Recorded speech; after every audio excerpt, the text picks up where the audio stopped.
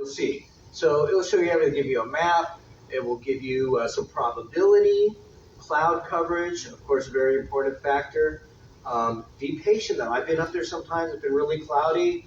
20 minutes later, boom, clears up and we're good to go. Locations, and again, from the NOAA side, it will give you a graph of the activity. So kind of everything you need in one app, and that's what you're going to see on your phone. This is just a screenshot of what you're going to see on your phones. Steve, have you ever seen this? So this is an amazing phenomenon. They're still not exactly sure what it is, but sometimes you'll see this beam of light as well during the aurora. And they called it Steve and then came up with the terminology afterward, kind of in reverse. Strong thermal emission velocity enhancement. Sounded good to them. Apparently it's from a cartoon, which have you seen this, Over the Hedge? You know that? Okay, what is that, from Australia? Or? I'm not sure. I've never seen it myself, but apparently Over the Hedge in 2006 is where this emanated from.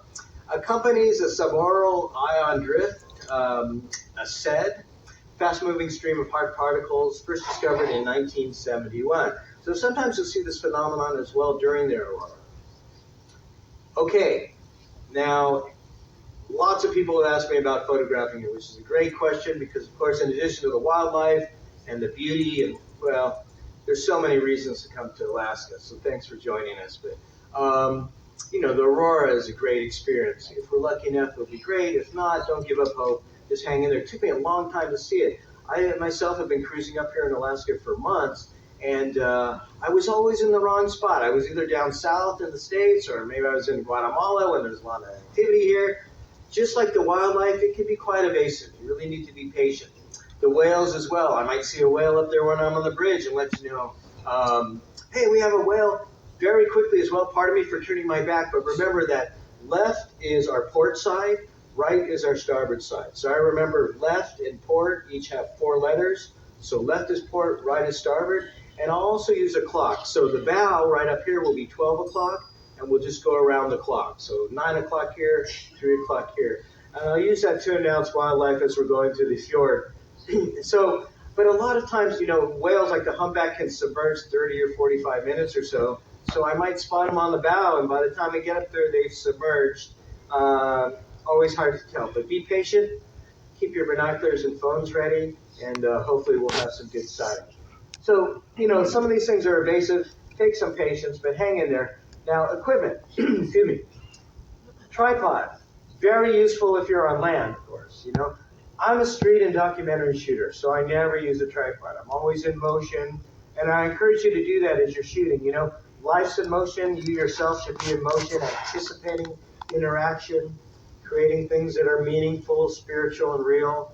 I say ABC, always be creating, always look around in every dimension, up, down, sideways to see what's happening, and always have your camera or cell phone ready.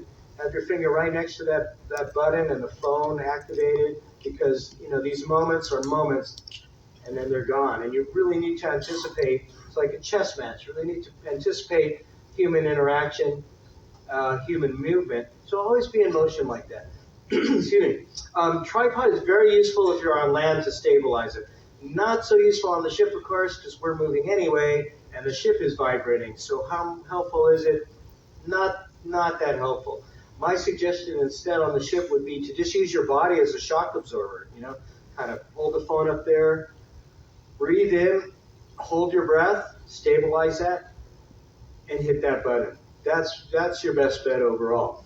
A remote or self-timer is really useful. If you have a little remote for your phone, it's great.